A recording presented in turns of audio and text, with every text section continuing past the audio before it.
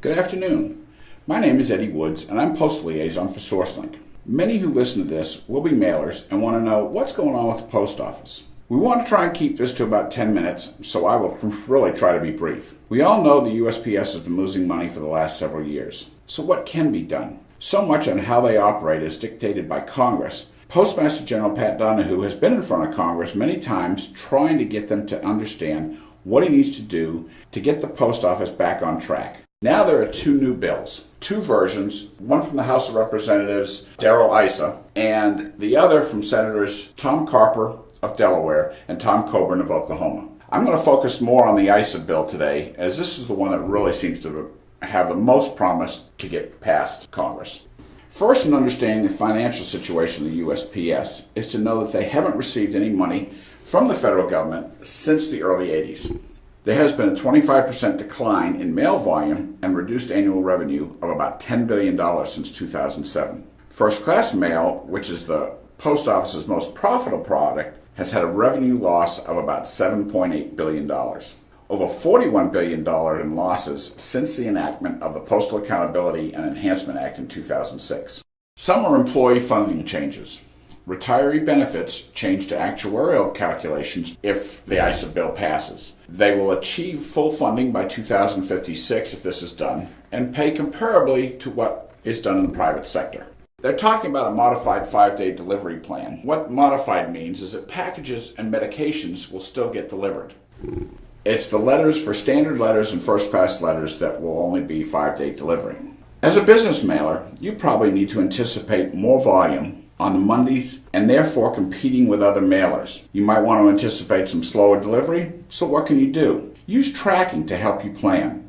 The plan also says to replace the current Board of Governors with a 5-person panel until the solvency is achieved. This will be appointed by the President. Postmaster General and Deputy Postmaster General would report directly to this governing body. Once everything is fixed, the Board of Governors will be reinstated, and neither the Postmaster General or Deputy Postmaster General would report to the Board of Governors. Now, the next part of it is to eliminate the to-the-door delivery in favor of rural boxes and cluster boxes. Most everybody is familiar with the rural boxes, but cluster boxes are those that are in apartment complexes, condo areas, and even some smaller housing developments. Primarily, the large towns and cities still have to-the-door delivery. It'd be an adjustment having to walk all the way out to the mailbox.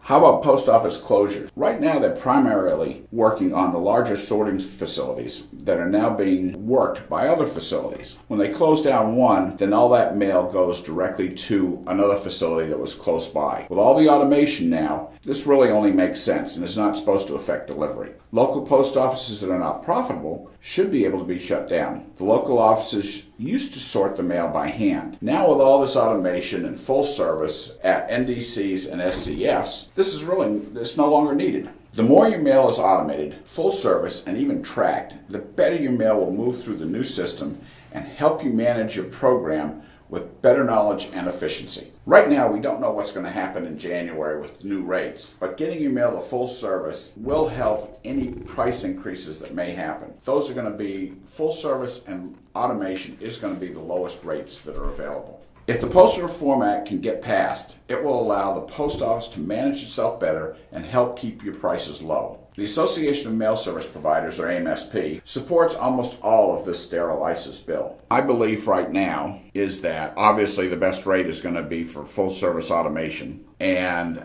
I think that the post office is going to make that rate so encouraging to help force everybody into going full service. This helps the post office because then it's all automated. They can then provide the tracking, ACS, and all the different services that this new IMB provides. I think that the pre-sort rates that we're been accustomed to when you're not automated are going to be higher. NSAs are a service agreement that is made between the post office and large mailers that allow them some special rates because they enter so much mail into the mail stream. There aren't a lot of them out there, but what this is going to do is allow the Postal Regulatory Commission to take a look at those on a regular basis to see if they're doing what the post office needs for them to do in order to help the post office in their financial situation. There are some non-postal services that they're looking at trying to instigate, allowing advertisement on postal equipment and in their offices, maybe even starting some banking services.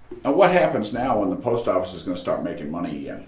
Well, what the plan is that money is going to be put towards any of the retiree health benefits that the post office has defaulted in the past couple of years. Also in the bill, this allows the post office to borrow $5 billion during this control period, or allow up to $5 billion during the control period. But in doing that, they need to also pledge a certain amount of sufficient real estate that they own in order to cover that. They also will be doing some contract procedure reform to make it a little easier to make contracts with the post office. The best thing to do is to get to full service as quickly as possible. To get the best automation rates in January, you're going to have to be full service. If you can't do it yourself, get a hold of a mail service provider that can help you get to that point. Tracking, that's another way to help with your mail program. So you understand when your mail is actually getting delivered. Then you're going to be able to plan your program that much better. If you're dropping mail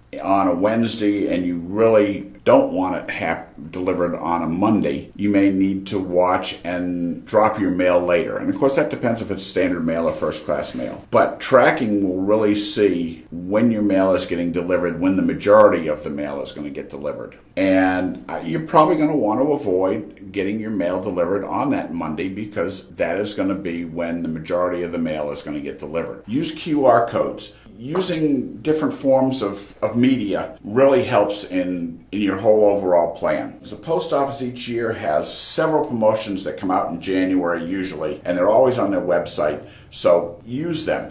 Help save yourself money. If something doesn't happen soon, the American taxpayer is going to surely be asked to foot the bill for the post office. So contact your congressmen and congresswomen, urge them to vote for the postal reform. That's the whole point of Postmaster General. He needs to be able to run it more like a business. Congress has so many holds over the post office from so many years ago that it almost makes it impossible for Pat Donahue to operate, and his managerial team to operate the business efficiently. And right now, with as many losses and the changes that are happening with the post office and the mail, they really need to be able to run it like a business and try to turn a profit. Thank you for taking the time for this 10-minute coffee break. If you have any other questions, please contact us at info@sourcelink.com.